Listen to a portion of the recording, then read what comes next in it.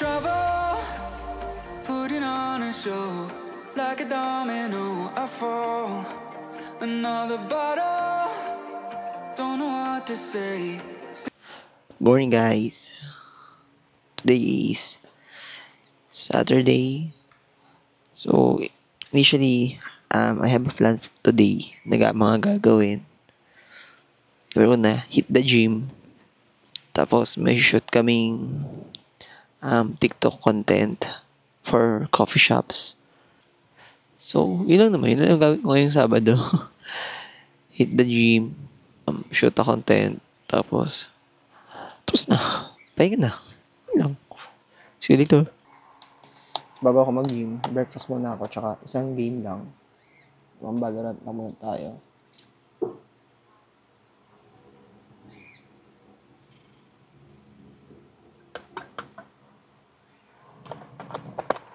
Fresh milk tayo.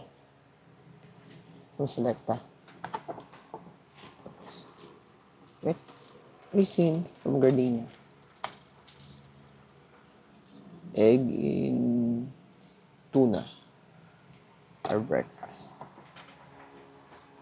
Something baril-baril.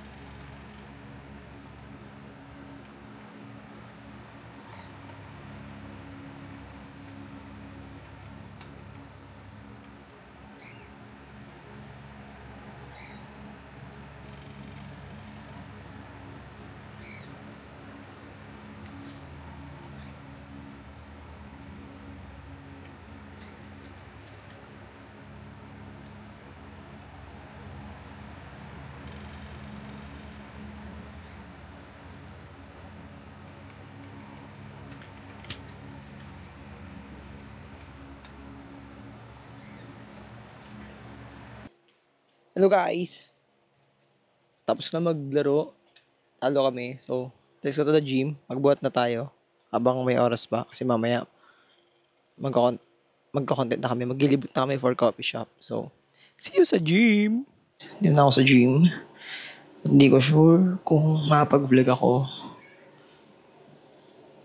dito sa loob. Kasi medyo maraming tao ngayon. Hindi ko alam kung mapag-video ako. Pero, I will try try ko mag-video. Medyo anxious pa kasi pag sobrang daming tao. Kaya, try ko lang. Again, ito ako sa bathroom. Magpapalit na ako ng shoes. Kasi naka-sleepers pa ako. Palit ako ng shoes. Inaaya ako ni isang friend mag-gym. Mamayang gabi. Today, Saturday, diba? Inaaya niya ako buhat daw kami. Pero sabi ko, bubuhat na ako ngayong umaga kasi gagawa ako na content mamaya. Sabi niya, sige lang. Pero sa susunod, makapag-pot kami, sabay. Ito, isa dito sa taong nag-push sa akin sa fitness journey. Kasi grabe yung transformation ng person na to.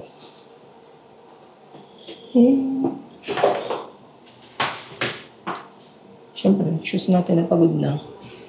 Nike Blazer from Nike.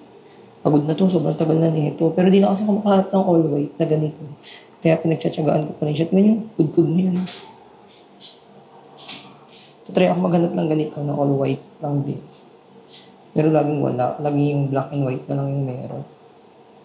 Siyempre di ba, pa may specific kang hinahanap or gustong bilhin. Yun yung i-wait mo or yung hanapin mo. Hindi ka mag-settle dun sa okay na yun, sa less. Kasi babayaran mo siya, bibili mo siya. So, kapit yung gusto mo.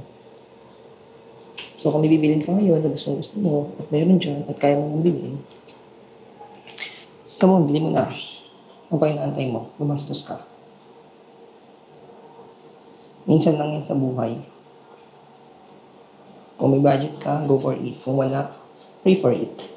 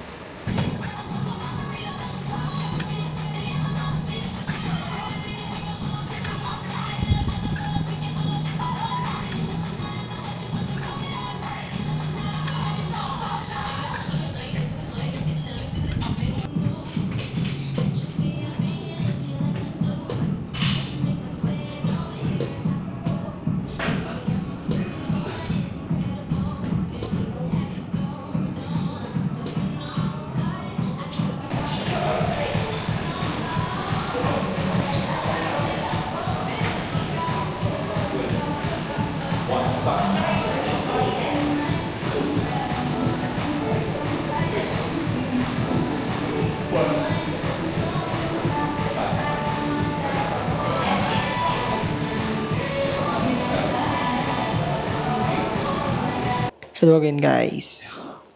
Tapos na ako mag-workout. Workout ko today is lower body. Yun yung workout ko today. Lower body. May mga short clips na ako na video. So, sobrang bilis lang nun. Siguro 4 na workout lang yung na-video ko. So, yun guys. So, maliligo sana ako dito sa end time. Kaso, ang pinakamahalagang gamit pa yung naiwan ko. Yung underwear ko. Diba? Maligo ako tapos di ako magpalit ng underwear. Katiton. So, yun. Siguro sa bahay nila ako maliligo. So, after nun, magka-cafe hop nga kami ni Chan. Here lang sa... Malapit na dito sa amin sa Fairview. So, cafe hop here in Fairview. So, see you later. Hello guys! So, Cloud Chaser ng QC. So, today, mag-ano kami ni Chan. Kasama ko pala si Chan. Hi! Cafe hop kami. Dito lang around sa QC. So, papost ko na to sa TikTok. So, kung napapanood dito, sa YouTube to. Pero yung buong clip ng mga cafe nasa TikTok. So, see you guys. Malapit na kami. The Cafe Obra. Ay, hindi pala makita yung logo nila kasi maliit. Pero dyan lang yan guys, oh. Ang nearest ano niya is yung Facial Plus.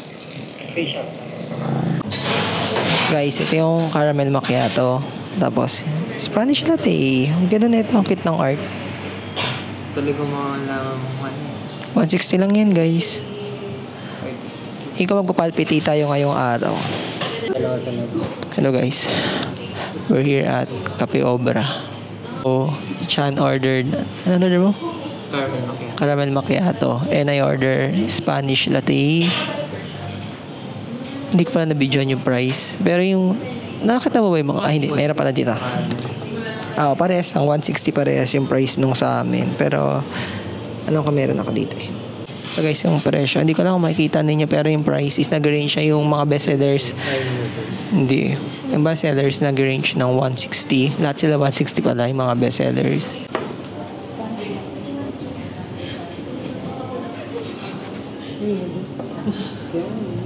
Thank you. Ang kulit di ba ka mapauwi? Hi guys! So, patingin mo yung baon mo. May baon pa yan. Ayan o, baon. Baon. Pwede ka kasi mag-art doon sa ano. So yun, recommended talaga siya guys sa mga parang mag-art. Yung gusto lang tumambay, tapos mag-art lang. Tapos yung parang gusto mo na magkape, tapos mag-chillax or relax. After marami kang ginawa sa buong araw, sa mga estudyante. Coffee, good naman. Rate niya nga sa coffee niya 8/10. So same lang din kami, yung caramel mac. Tapos yung Spanish latte. So guys, sobrang recommended itong Cafe Obra. Pwede ka mag-review, pwede kayong chit-chat. Pero may ano sila, maximum 2 hours lang sa pag-stay ng table. Kasi nga, baka may mga iba pang gusto ring mag-coffee. Siyempre, pagbigyan naman sila. Tapos para hindi siya kuya, pang group. Hindi siya pang group. Kasi hanggang 4 lang yung maximum niya. Pero sa likod kasi meron pa silang area, hindi ko na napakita. Meron pa sa area. Sa pagpasok. Meron pa sa pagpasok. May nag-aaral kanina, kaya hindi ako nag-video kasi nakakahiya.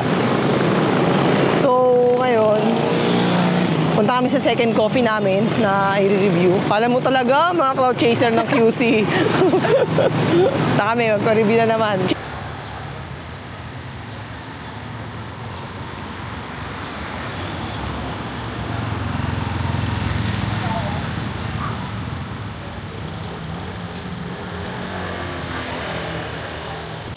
So guys, we're here at Solo Cafe.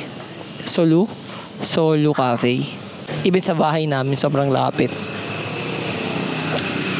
Siguro mga 10 minutes walk lang to sa bahay namin. So, yan. Target pala namin today is mga small coffee shop na mga pwede mo lang tambayan ng mabilisan. So, kapit check tayo. Ano ba to? Sandals from Shopee. Tapos top from Ukay. Watch from Seiko. Tapos mga rings from Shopee, TikTok. Jorts, okay lang din. to, bar to dati. Ay, di ba? Ano, parang tawag mo? Inuman area. Yan, taas. G District yung name niya. So guys, nagantay lang kami ng order namin kila ate. Tapi perfect pa nila yung order namin. Ano ang price ng mga drinks na dito guys? From 120 to pinakamahal? 160 parang gano'n. Hindi ko na check yung iba eh. Parang, hindi parang may, wala namang 180 no? 180. Wala akong napansin. Limited. Limited. Oh. Parang may 180 pala. So yun guys, parang 120 to 180 yung mga drinks nila. Nag-offer sila ng coffees, non-coffee. Kasi Coffee, non-coffee ng mga drinks nila. Tapos may mga pastries din sila na mura-mura naman. May 80 pesos, 95 pesos. Tapos meron silang 10% discount today. Today lang. Hindi ko sure kung everyday ba nilang nilalagay. sa pastries. Kaya sa pastries nga. Pag 20% sa coffee, bagay 180. 18 pesos. Malaking bagay din yun. And guys, dito pala guys, may mga maliit yung area. Pero may mga games sila. Pwede nyong gamitin, pwede nyong hiramin. Nandito kami ngayon sa labas. Yung cute, ang galing. Cute. Itong lagayan. Edible. Edible.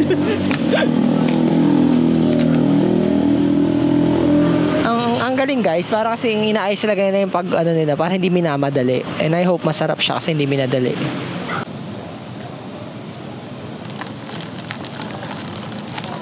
Grabe guys, ang ganda ng presentation. Ang hirap niyo, wala nahalo na namin pero sobrang ganda ng presentation. Kung gusto niyo talaga pumunta ng coffee shop at mag-show off lang sa Instagram, sa social media, Ito na guys. best spot tong Solo Cafe para sa magandang Instagrammable yung kape. Sobrang ganda nung galing. Kala ko kanina maganda na yung ginawang caramel sa'yo eh. Oo. Dun sa ano eh. May pag-ganon-ganon pa. Wala, talo dito kahit binubudor. Iba yung pagkabudbud eh. Ilang patong yata yun eh. Grabe. Hindi tinipid. Siguro akala naman pinagkakapihan namin kanina pa. Sobrang sikat kami. Eh hindi ko alam kung maraming manonood dito.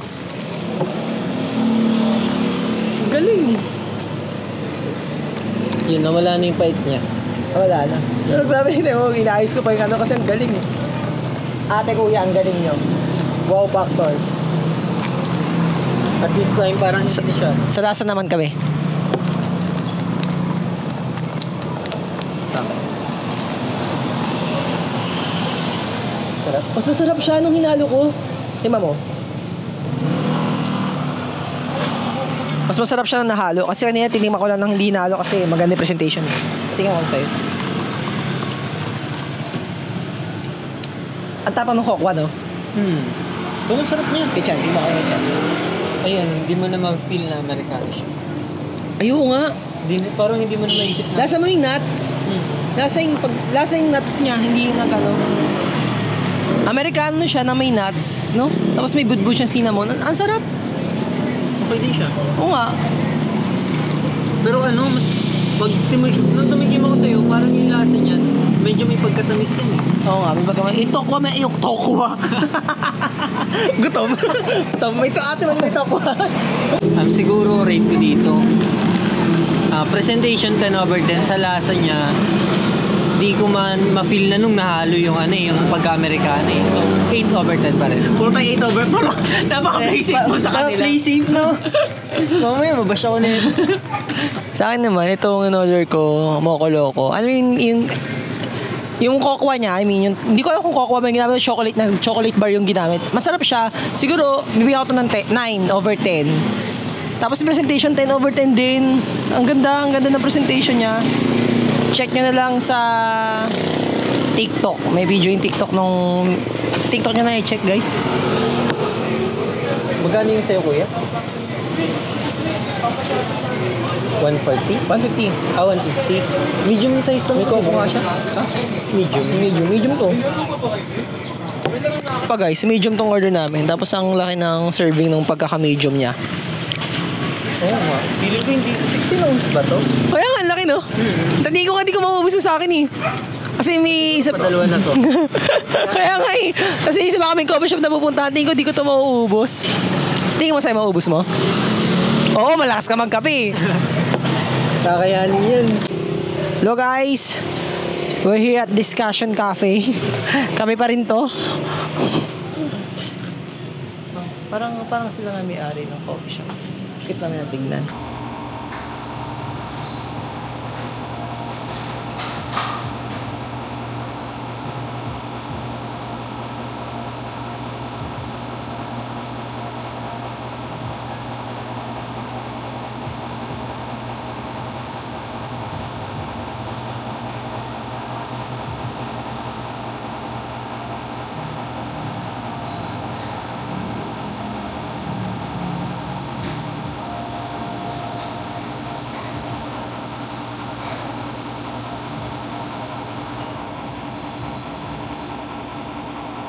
Oh, yun guys. Buti nga hanggang 8:30 naman daw sila. So may 30 minutes na lang kami ni Chan para uminom ng drinks at magkwentuhan saglit.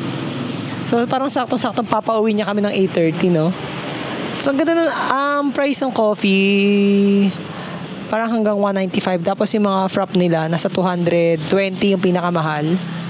Magi-start yung price ng yung price ng drink sa 145 pesos. 145 to 195. Tapos yung prop nila nag-i-start sa 180 to 220. So, yun yung ng drinks nila. Ang layo namin sa camera. Nakakatuwa lang kasi. Yan. Yun lang yan. Tapos may mga pastries din sila. Pastas, breakfast, mga rice meals. Ang range ng mga breakfast, 185 to 225. So, yun guys, wala kasi silang menu-board kasi naka-monitor. Eh, hindi naman siya tumatalab sa camera, yung monitor. Hindi siya nakikita. Hey guys. Itikman na namin yung drinks kasi kanina pa kami nag-review for TikTok. Pero ngayon, ulitin namin sasabihin namin na ang sarap niya. Hindi, yung cup, hindi siya yung Instagrammable. Diba? Hindi siya Instagrammable. Paulit namin sinasabi niya, hindi siya Instagrammable. Kung TikTok niya mga panood to. Hindi Instagram mo, pero hindi tinipid yung lasa. Tinipid yung lagayan, pero hindi tinipid yung lasa. Grabe. Oo, sobrang worth it yung price kasi yung kay Chan, 185, sa 175. Pero yung lasa, the best. Parang gusto mo ipatikim sa lahat na makikita mo eh. Parang mapapadaan ka na, tignan mo. Tignan mo. Tignan mo. Kahit hindi nakakape, parang gusto mo ipatikim sa kanya, sobrang nung coffee nila eh. Pero yun nga guys, ang opening time nila is 11 to 8:30 kasi yung market nila, yung school, Catholic school here, yung Good Shepherd na school dito. Kaya maaga sila nagbubukas, maaga na sila nagkasara kasi nga, maaga yung uwian. So sobrang the best. Ano ni Kuya, reko lang to ni Kuya eh. Wala na kami sa maiisip kasi kanina pa kami nagko-coffee. Yung solo coffee, pakiramdam namin okay na yun kasi presentation eh. Pero ito, walang presentation pero mapapawaw ka ng lasa. Reko to ni Kuya. Sabi niya marami daw bumibili. Ano niya to ginawa? Ha? Kuya, paano mo? Ano ba yung sikreto? Machine? Iba yung machine nila, mo kakaiba yung machine nila. O siguro dahil hinahanap ko may tattoo si Kuya eh. Di ba kasi minsan ka na pag may tattoo, parang ano? Hindi, minsan eh. Ay, walang tattoo. Tatuahan na ako. Balik. Hinahanap ko may tattoo si Kuya. Wala naman ako nakita pero wala, ang galing. Siguro, baka may tattoo naman si Kuya, tagula. Kung narinig mo kami Kuya sa CCTV ninyo, sarap ng reko mo. Guys, kung may visit kayong sa tatlo namin pinuntahan coffee shop, kung may uuna kayong pupuntahin, I suggest, unahin nyo itong discussion. Parang underrated nga ito eh. Kasi bihira lang, first time ulit, di ba? First time ulit ito. Kahit di ba nadaan tayo dito after church o may pupuntahan, di ba? Sobrang underrated ng coffee shop. For me parang ito underrated. Tsaka hindi ko naman nakikita pag morning eh. Kung may mga... Parang, ano talaga siya? Siguro, mga high taste ng mga high taste na hindi na mga tao. Yung gusto talaga masarap. Oh, talaga. siguro ang dami nag-gatekeep nitong discussion. Kasi wala akong nakikitang review nito eh. Sa Facebook, sa Instagram, o sa TikTok, wala akong nakikitang review. Siguro gini-gatekeep nila para hindi dumami yung pupunta dito kasi siguro pag umaga sobrang dami nila dito. Pero sorry. Nalaman nyo na. Nalaman na namin. Sorry na. I-share na namin sa inyo. Puntahan nyo to guys. Ayan guys. This will end the vlog. So, we visit 3 coffee today. Cafe Obra, Solo Cafe, tapos The Discussion. Siguro sa tatlo na yon, magiging top 1 ko dun is yung discussion. Hindi man presentable yung lagayan or Instagrammable. Pero yung lasa kasi the best. Next is Solo Cafe because of their presentation. Tapos yung vibe din. Tagal namin tumambay doon. Yung vibe lang, sobrang tapat ng kalsada. And then, last one is Cafe Obra. Still the best. The best yung coffee naman nila. Tapos, small place. You can gather. Small, kung may kasama ka, 2 or 4 kayo. You can meet there. Tapos, yung price ng coffee, hindi rin naman sobrang mahal. So, yun guys. Parang walang energy. No? Thank you for watching. Thank you for giving your time to watch this vlog. So, don't forget to subscribe, like, and share button. See you on the next vlog. May part 2 pa to. Bye-bye!